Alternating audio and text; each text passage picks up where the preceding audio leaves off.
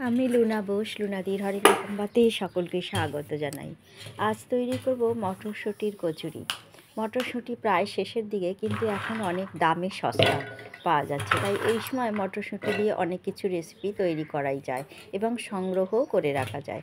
সেই জন্যে মটরশুঁটিটাকে আমি প্রথমেই বেটে নেব। কাঁচা লঙ্কা, আদা, 1 চামচ জিরে আর 1 চামচ মৌরি, অবশ্যই ছোট চামচের 1 চামচ মৌরি, 1 চামচ জিরে দিলাম, আর বেশ খানিকটা ধনেপাতা। একসাথে 2 চামচ জল দিয়ে এটাকে ভালো করে পেস্ট করে নেব। আপনারা শিলেও বেটে নিতে পারেন।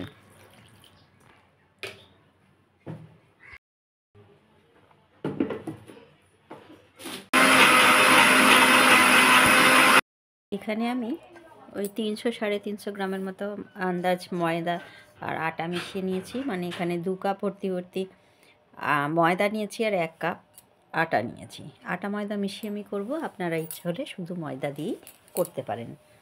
এবার আমি যেটা করব, এতে কিছু জিনিস দিয়ে দেব, যেটা প্রতি সময়ই আমাদের ময়দা মাখতে গেলেও লাগে এবং কচুরি করতে গেলেও আমাদের লাগে।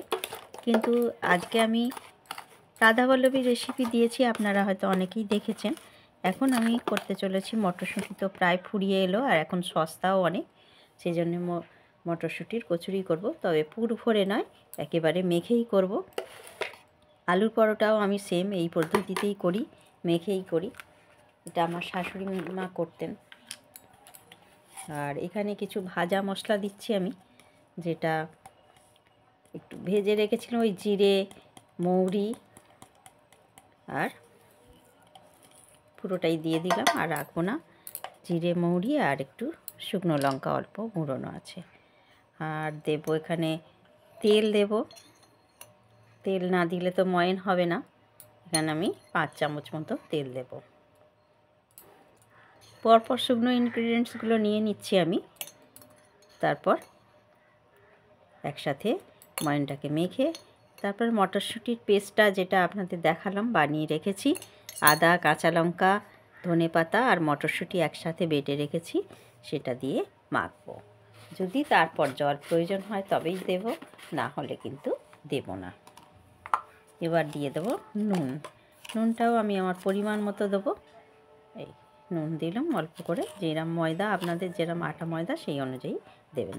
বেশি দিলে ভালো লাগবে না স্বাদটা। এবার সব একসাথে মেখে নেব। আপনাদের ইচ্ছা হলে একটু আমচুর পাউডার কিংবা চাট মশলা দিতে পারেন, খারাপ লাগে না খেতে। তবে রোজের যে মশলা সেইগুলো দিয়েই আমি বানাবো। ভালোভাবে ময়ানটাকে ঘষে ঘষে আগে শুকনো ইনগ্রিডিয়েন্টসগুলো মাখিয়ে নেব। দেখুন ময়ানটা আমার ভালো মাখা হয়ে গেছে, মুঠো করলে হয়ে যাচ্ছে আর ভাঙলে বালির মতো ঝুরঝুরে হয়ে যাচ্ছে। ময়দা মাখার কাজটা আমি অনেকটা আমার শাশুড়ি মার থেকেই শিখেছি। উনি কিন্তু ময়দার কাজটা খুব ভালো করতেন। একটু একটু করে দেব আর একটু একটু করে মেশাতে থাকবো, একসাথে দেব না। যতটা ময়দা নিয়েছি তাতে যতটা লাগবে মটরশুঁটির মাখাটা ততটাই মেখে নেব। এইভাবে পালং শাকের পরোটাও করতে পারেন। সেরকম হলে কাঁচা খেতে ইচ্ছা না করলে পালং শাক ভাজলেই তো ভাজা হয়ে যাবে, না হলে আপনারা ব্লাঞ্চ করে নিয়েও পেস্ট করে নিয়ে করতে পারেন। এইভাবে মেখে আমি ফিরে আসছি, এসে দেখাচ্ছি আমার ডোটা কেমন হলো। আমার 1 ফোঁটাও জল লাগেনি, যা মটরশুঁটির পেস্ট নিয়েছিলাম সেটা দিয়ে মেখে নিয়েছি। 1 ফোঁটাও জল দিইনি। ডোটা দেখছেন নরমই হয়েছে। 5-7 মিনিট চাপা দিয়ে রেখে দেবো, দিয়ে তারপরে ফিরে আসবো। তার আগে একটু ওপরে তেল দিয়ে দিচ্ছি। সে ঢাকা খুলে এবার এটাকে আরও একটু হাত দিয়ে ঠেসে নেব, নিয়ে দুটো ভাগ করে নেব, ডিভাইড করে নেব। নিয়ে আর ছোট ছোট করে, যেমনভাবে, কোনো ছুরি কাঁচি কিছু দিই না, আমরা ঘরে যেভাবে করি সেটাই আপনাদের দেখাবো। কারণ আমি বলেছি ঘরোয়া রান্না দেখানোর চেষ্টা করি। আমি বাঙালি, ঘরোয়া রান্না দেখাবার চেষ্টা করি, যেটা পারি সেটাই দেখাই এবং সবটাই দেখানোর চেষ্টা করি, কোনো স্কিপ না করে, যাতে আপনাদের বুঝতে সুবিধে হয়। এবার এরকম লম্বা করে নেব, নিয়ে ছোট ছোট করে, যেমন লুচি কচুরির লেচি হয় ঠিক সেরকম। এটা তো আর কোনো পুর ভরার ঝামেলাই রইল না। লেচি কেটে আর গোল গোল করে নেব। এইভাবে আমি লেচি কেটে প্রত্যেকটা ফিরে আসছি, এগুলো এইভাবে কাটার পর এরকম করে নিয়ে এই দু হাতে তালুতে রেখে এরকম গোল গোল করে চেপে নেব। তাহলে কি হবে, সুন্দর একটা শেপ এসে যাবে। আর বেলার সময় কিন্তু জাস্ট এরকমভাবে চেপে নেব, এই ঘুরিয়ে। এই যেমন সব লুচিগুলো কেটে পাকানো হয়ে গেছে, এবার বেলে নেবার। তেল গরম বসিয়ে দিয়েছি। আমি সানফ্লাওয়ার অয়েল ইউজ করি, আপনাদের বারবার বলি আপনারা সয়াবিন অয়েলও ব্যবহার করতে পারেন, সেটা কোনো ব্যাপার নয়। সাদা তেল হলেই হলো, যেটায় কোনো বাজে গন্ধ না থাকে সেটা দেখে নেবেন। এখানে আমি বেলবো কিন্তু সর্ষের তেলে।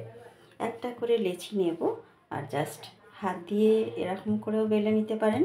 বলেছি মাখাটা যদি ঠিক হয় তাহলে ঠিকঠাক এইভাবে হাত দিয়ে এরকম করে বেললেই হয়ে যাবে, অথবা আমি বেলন দিয়েও বেলে নেব, সেটাও দেখিয়ে দিচ্ছি। বেলনটায় তেল হাতটা মাখিয়ে নিলে কি হয়, যদি আটা লাগার বা ময়দা লাগার থাকে সেটা এই আমি কচুরি খুব বড় বড় করব না, একটু করব, জাস্ট যেন গোল হয় সেইটা লক্ষ্য রাখবো। অল্প তেল দিয়েই বেলা হয়ে যাবে। প্রথমে তেলটা আমি বেশি নিয়েছি, ঠিক। যেগুলো যদি মনে করছো নতুন রাঁধুনিদের উদ্দেশ্যে বলছি গোল হচ্ছে না, ঠিক আছে, হাত দিয়ে করে নাও একটু, তাতে কোনো অসুবিধা নেই। এবার একটা করে থালায় রাখবো, ততক্ষণে তেলটা আমার গরম হোক। তেলটা গরম হয়ে গেলে আমি আবারও একটা দেখিয়ে দিই, হাত দিয়ে এরকম চেপে নেবে। এটা তো কোনো পুর ভরা নয়, তাই বেলাটা খুবই ইজি বা সহজ বলি আমরা, যেটা একটু তেল নিয়েছি তাতেই অনেকগুলো আমার বেলা হয়ে গেছে। একবার তেল নিলেই আর কিচেন স্ল্যাবটা বেলার আগে অবশ্যই পরিষ্কার করে নেবেন, ভালো করে পরিষ্কার করে নেবেন, নাহলে নোংরা থাকবে।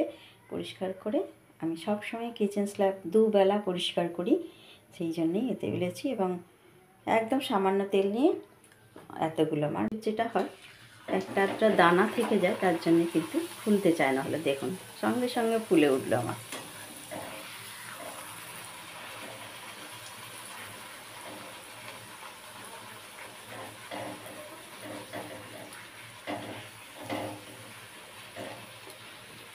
একেবারে টোপর হয়ে কচুরি যেদিন করবেন সেদিন আলুর দম করবেন, অথবা আচারের সাথেও খেতে পারেন।